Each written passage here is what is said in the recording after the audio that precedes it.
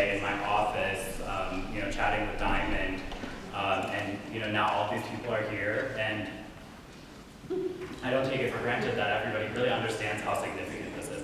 This is not the normal recital, this is not the normal concert, and it's time for that to happen. We're ready for that.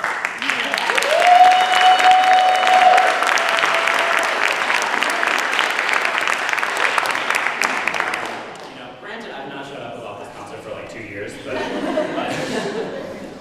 want to thank too, for those of you who were at the breakfast this morning, and don't worry, I'm not going to talk as long as I did this morning. This is the abridged version. But Diamond had a cup, and Diamond is the one really to thank for this project. This was her idea, and I just want to make sure I credit her every time we talk about the Coleman project. One day we were just listening to Portraits of Langston in my office when we discovered it, looking at the score and thinking, gosh, this is a masterpiece. This should be in the history books, this should be studied. And she said something off the cuff like, God, if I ever met Valerie Coleman, I would just die. I would just drop dead. And so my brain went, ting! I have an idea. Have you ever heard the Amy Winehouse song, Valerie? Yeah. I had never met Miss Coleman before that, so I reached out to her and it felt a little bit of that, like, why don't you come out over?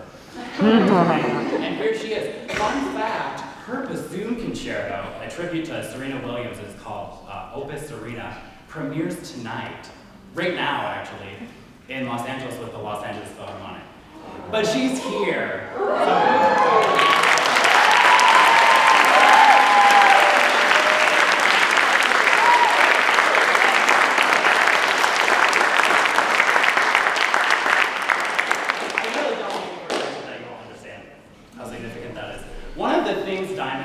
Diamond had a few mic drop lines this morning, but one of the really powerful things that she said this morning was, Valerie Coleman, succeeded in a field that was not designed for her, and it still writes me to think about that.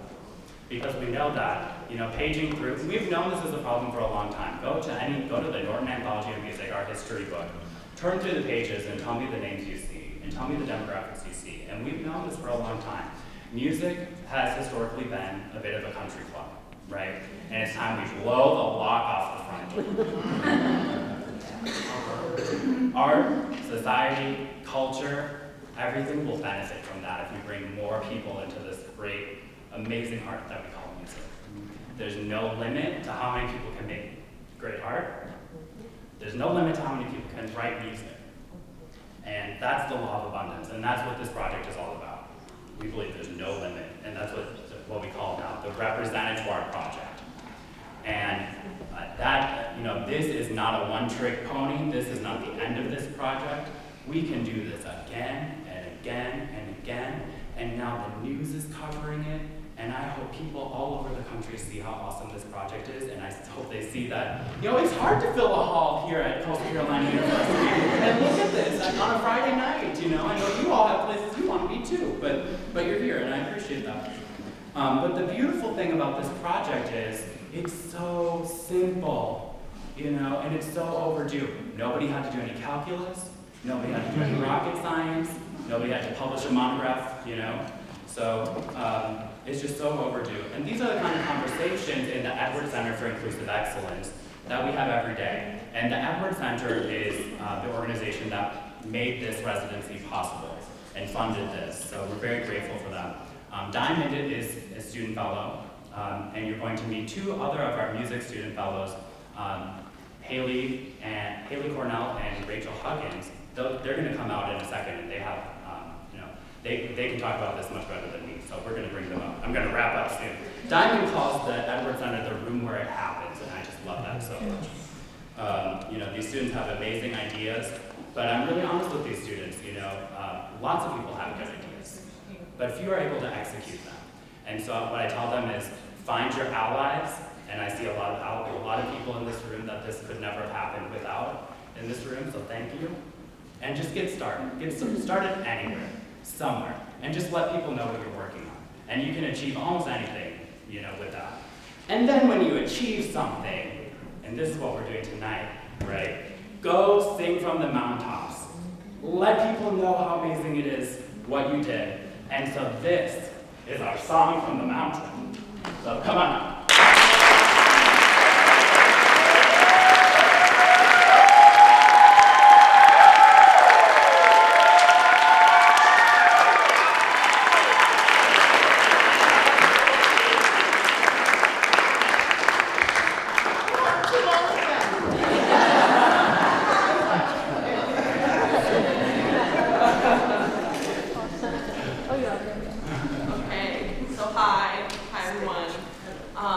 we're all having a good time. Hope we're enjoying the beautiful music. I think we've gotten a lot, you've all heard a lot about what this project is about. You kind of get the idea now. Repertoire as representation, what we really just want, when you boil it down and make it as simple as possible, what we really want is music that represents us, who we are as people. And you know, we've seen through history that a lot of times, even now, it really doesn't. And you can see on some of these posters over here of the research we've done, the articles that Haley has published, that like even the New York Philharmonic, out of 800 works over almost 10 years, only 12 were by composers of color. You know, and so that just doesn't represent us.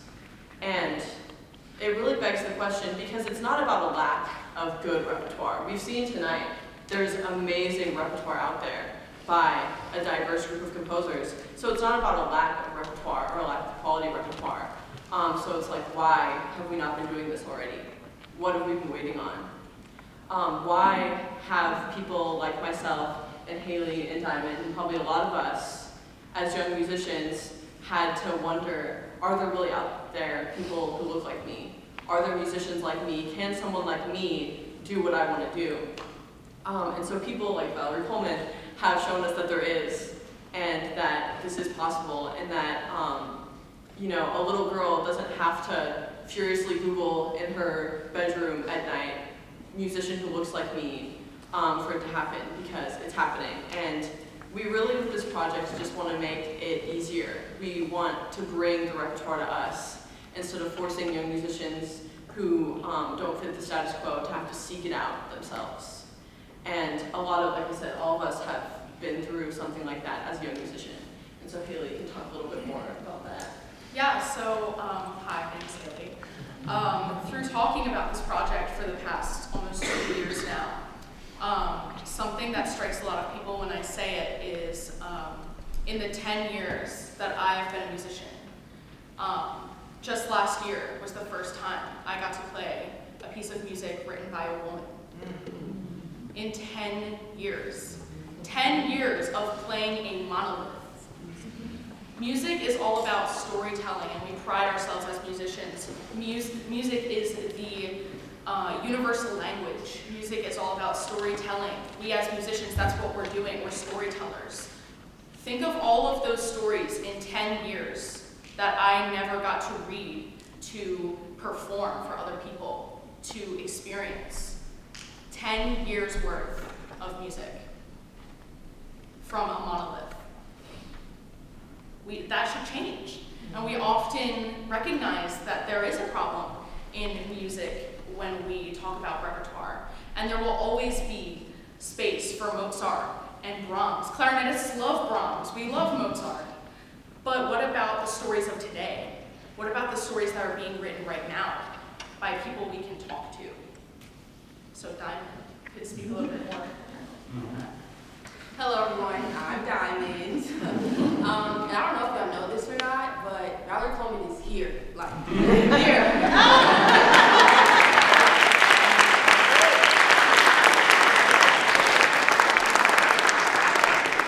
can't even begin to describe how comforting it is to finally have someone who looks like me and does what I do. The fact that when I was in 6th grade, I had to search for someone who looks like me. When you're a male, if you just look up flute player, boom, there's a male. To any instrument, even singers. But I had to search for hours to find someone who looks like me. And for her to be here, to not just meet her, but to play with her, work with her, it means a lot, not just to me, but to our colleagues and to my peers. And brown little boys and girls are just ecstatic that finally, there's someone out there who looks like me.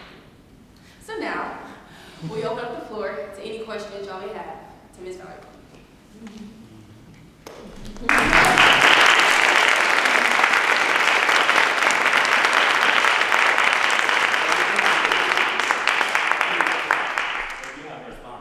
I just want to thank you, and I want to thank Recipe for being so welcoming, incredibly welcoming to the school, to Dr. Schultz, to Dr. Peltier, to everybody, especially you, Dr. My gosh, what an inspiration you've been to me, and what a word you've been giving me the past 2 days. I mean, that's just, yeah.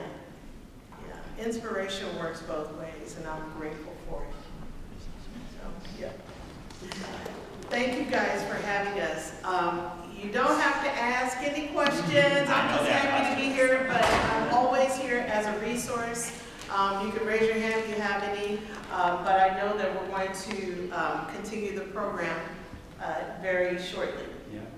Questions? This is your chance to ask Valerie Coleman a question. Please raise your hand if you have a question.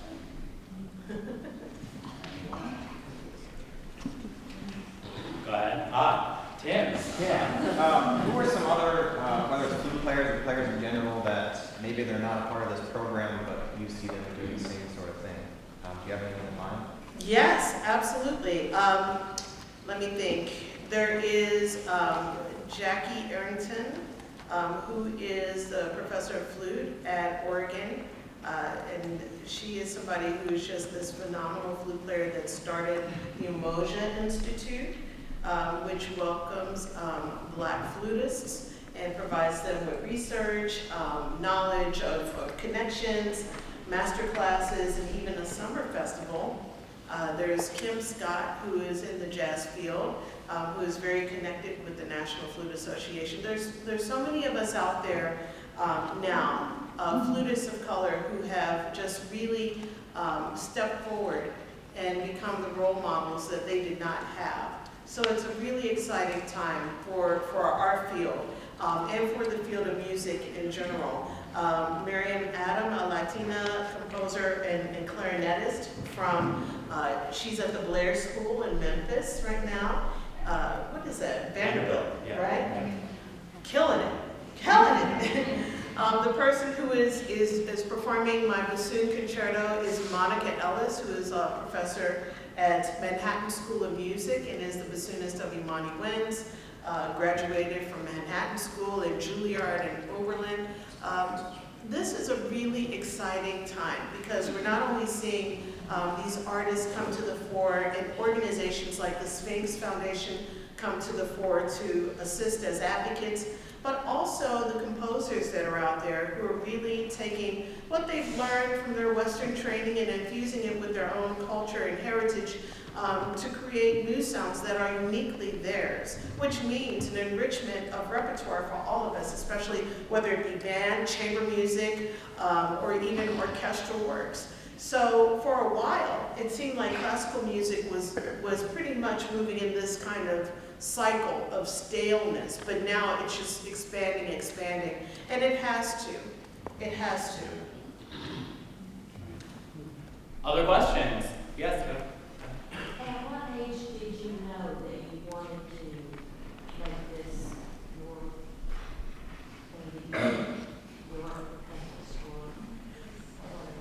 Thank you for asking that.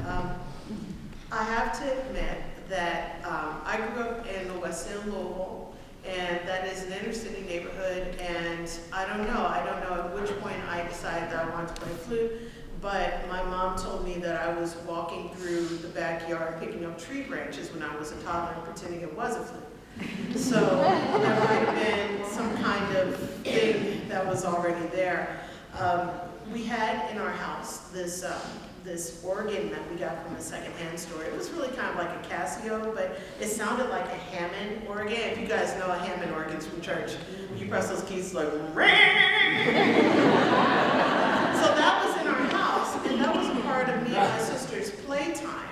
We would just get on that keyboard, and the bigger story of this is if you put a musical instrument in front of a child, they're going to be curious and they're going to want to explore and find out the different sounds that they feel that they can uniquely create. So my mom, she was somebody that was really very, just so brilliant about doing that for me and my sisters. Yeah, in public school there was a music program as well, which makes all the difference. Hi, I was just wondering, I know you're like traditionally classical, if I'm right, but I was loving the little spots of jazz in there. So I guess like, if you are centered around classical, are there any other genres that really make your heart just light on fire? Yeah, I listen to so much. I mean, I try to infuse my background of the love of Earth, Wind, and Fire, you know, the songs of the 80s. I mean, y'all know about the Bar-Kays, and y'all know about the Isley Brothers, and I could just go on and on. Sister Sledge, come on.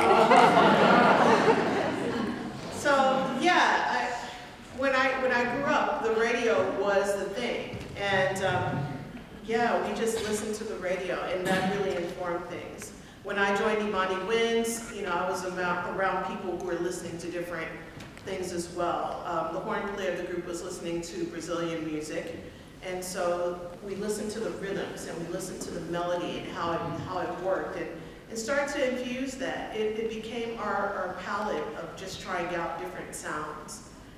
And so yeah, all different types of stuff. The bottom line is you gotta stay open. You gotta stay open to the different sounds and see how it influences you. Well, it's working, so. Go ahead. So my question is, as a Black woman in your field, what have you been doing, or what have you had to do to conform kind of to the idea of who they think you should be, that your counterparts that aren't really have not?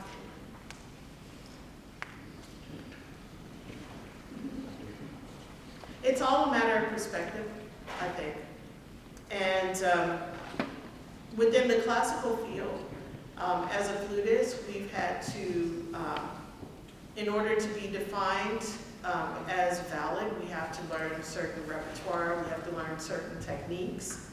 And anybody who wants to play flute has to learn how to play the Tafanel Gobert and learn how to do all the different scales and things like that.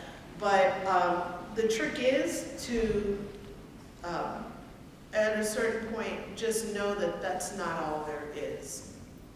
And not let that be the litmus test that validates you as an instrumentalist. And I'm 50 years old, and I'm learning that even now. Every day I tell myself that, breaking free of the foundation that I'm grateful for, but breaking free from its constrictions. Do you feel like you face those same constrictions when you're writing? Like, are there things you maybe wanted to write, or things you felt like it could have gone in a better direction? You felt like you had to rein it in so that more people would be willing to be open to it? I have to admit, I try not to write with the sense of people, hoping that people will play it. I think that I'm grateful that for a long time that flute was kind of my discipline, and that composing was kind of like the side note. So in that way, there was a freedom to write whatever the heck I wanted without fear of judgment or anything. And now that composing is on an equal footing from flute, I've learned that in this industry, your voice is what's most important. If you're going to write like Mozart, no, your works, just in general, they're not going to be programmed because it's not your voice. What is your voice, right? And so it's my generation now that I believe is starting to be the CEOs of major orchestras and organizations and things like that. And I like to think that my colleagues feel the way I do in that. So I think the door is being bust wide open. And now it's a time that all of us as creators just step through that door. And that's a harder thing to do, is to step through the door and to want to be successful and to be open towards people playing your music or having the opportunity to play a premiere. It's harder, it's easier to accept defeat and back out and not do anything at all than to actually step through.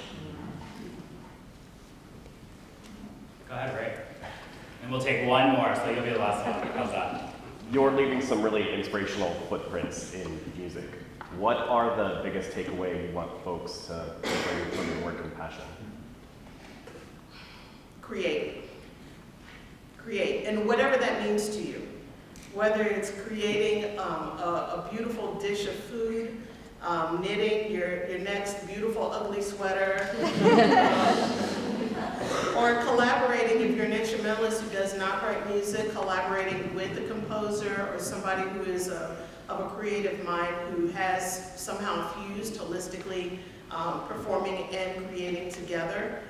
Seek out those who are creative, learn from them, and take the risk and create for yourself as well.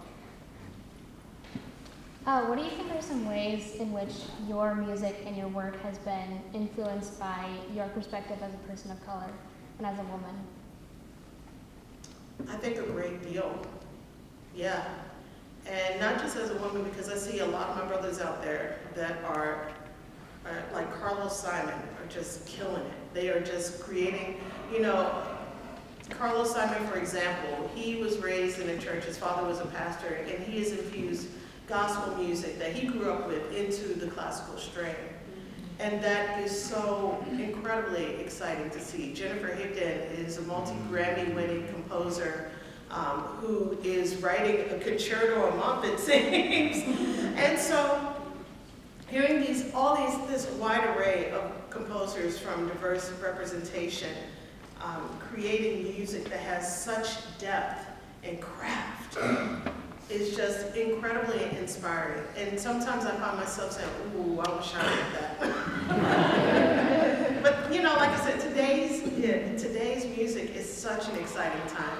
You can go to any concert and hear new music. At least, you know, I don't know how it is, the concert series in the town here, but in New York City, you can go to many different concerts and experience completely different music. So I think it's exciting. Great. Well, oh, okay, we got one more. Do you want to? Yeah, Yeah. from my generation. Sure. I wonder about the future of jazz, America's own classical music, and where it's going. You know, is it going to be fusion or whatever? John Baptiste is the kind of the spokesperson, I think, for the new generation of brilliant musicians. Yes.